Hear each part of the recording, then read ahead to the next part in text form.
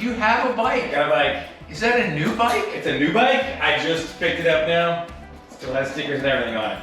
Brian has a new bike. Oh my gosh, I did not see this coming.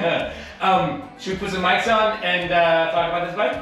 Yeah, let's do that. Let's go ahead and get you set up and let's see what you've got here. That looks really amazing. Cool.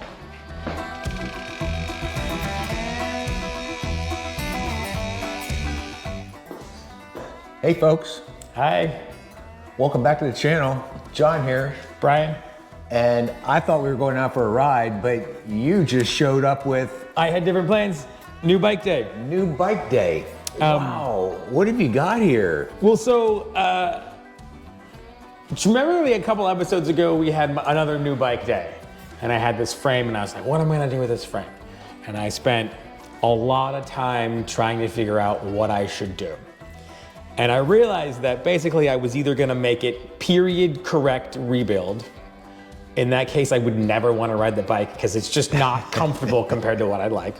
Or I would make it as awesome as I could make it, and it would be basically right between the two other bikes I own. It would be nearly identical to the bike setup I have, and I would never ride it. So I decided to take that frame. It's on eBay right now, and I'm gonna use the proceeds from selling the wheels and the frame and the brakes that I got from that, and I bought this. Wow. Now, I know what you're gonna say. Where did I get this bike? Where did I get this bike? Where did you get this Where bike? did I get this bike? You looking at the camera? You look at this guy's face, Walmart. Walmart. Wow. I bought a Walmart bike. You bought a Walmart bike. I know what you're thinking. What am I I thinking, know what Brian? you're thinking. So I've been thinking about this bike for almost a year now, because there was a buzz about this bike at Walmart. Let's get a little close up here and then we'll talk more. All right, so this is the Ozark Trail Vibe. So not that long ago, Walmart started stripping down some of their mountain bikes. And unlike almost every other quote unquote mountain bike you can find at Walmart, this one doesn't have a sticker that says do not take this off road. So what makes this bike really interesting, aside from the fact that it was about $300? To put that into context, the wheels and tires on my gravel bike cost $300. That's just the wheels and tires. This has a tapered head tube, which means that any modern high-end fork can get put on this bike. It also has threadless headset. You go to the big box stores, most of the bikes still have quill stems. If you go to a store and you look at a brand new bike with quill stem, walk away from it. There's some internal cable routing. It's on the back side of here, but there's partially internal cable routing. The other thing that I got really excited about is the derailleur.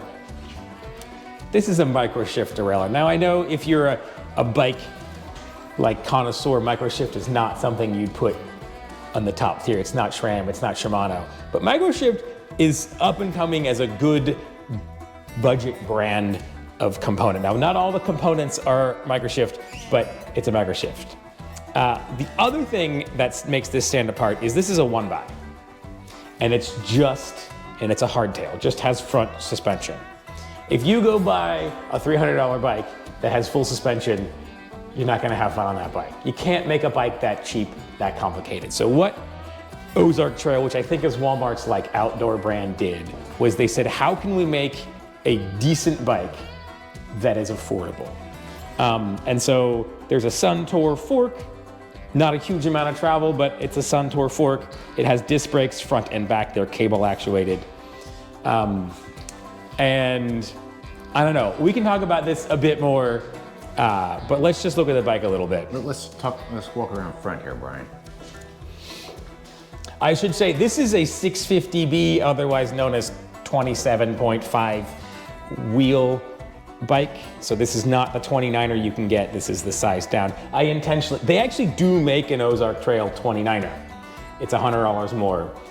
I like the idea of the smaller wheels. I don't feel like I want a 29er mountain bike. The other reason for that, so there's a couple of problems with this bike. Right here, here's one of them. You gonna see that? This is bolt-on wheels. This is how they're saving money, is they're not putting through axles on here, they're not doing quick release. The thing is, I have a set, a 27.5-inch quick release disc brake off-road wheels in my garage that I got for another project that I never did. So those I will switch out. And the other thing you can do too, Brian, is since the changing out the fork, because with the way the headset is all set up, easy do. So yeah, Upgrading the headset is not a problem. upgrading the headset, upgrading the fork, upgrading the seat and the seat post, upgrading the crank. There are a lot of upgrades I could do to make this a pretty decent bike. Number one thing is take off the kickstand. That's the first step, is to take off the kickstand. Take off the kickstand. And if you really want to get crazy too, these are brakes, the way they're mounted here are going to be super easy to upgrade. You could put hydraulics on here. Put hydraulic brakes on this. In a blink, because of the way the cables are all routed and everything. Cool. Wow, this is awesome, Brian, for the price. Well, Brian, I'm really excited for you. There's a lot of potential here with this particular bicycle. Well, so I think there is too. I think it's like there's a lot of opportunity with this bike. But I did want to mention, I'm not the first person to discover this bike. I first learned about Ozark Trail mountain bikes from Walmart, from Seth over at Burn Peak. We'll link a video to him here. He found this bike, and I learned about it from him like 9 months ago on his YouTube channel. And I've seen subsequently a bunch of other YouTubers talking about, is this a good bike? And the thing I see about those videos is everybody reviewing these bikes is a very experienced mountain biker. And they're looking at this bike as, is this a good entry-level bike from a veteran perspective? And the last time I was on a mountain bike, it was made out of steel and had a non-suspension steel front fork. And it was a miserable day for him. I was with him on that day. I literally have never ridden a suspension mountain bike ever. So while I'm not a novice cyclist, I am a novice mountain biker. And why I'm really excited about this specific thing coming from Walmart is, on the surface, it seems to be relatively well quality. That is at a price point that is accessible to lots of people. Yeah. And I want to see if this bike is really good for an actual beginner. There's a few things that I want to put out there if you're gonna go buy this bike.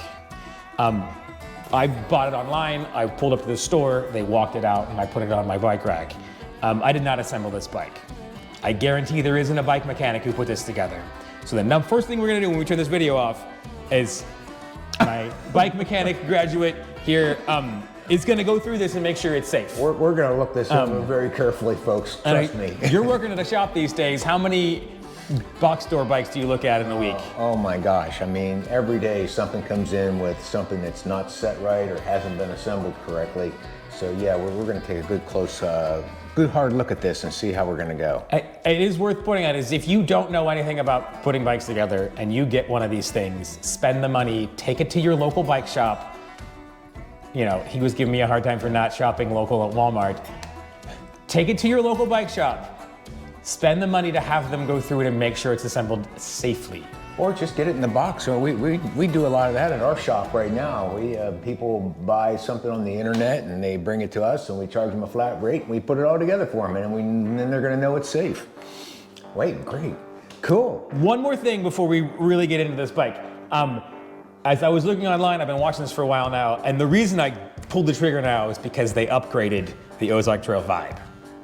They upgraded it to have space to route the cabling for a dropper post, and they went from a 2-bolt stem to a 4-bolt stem.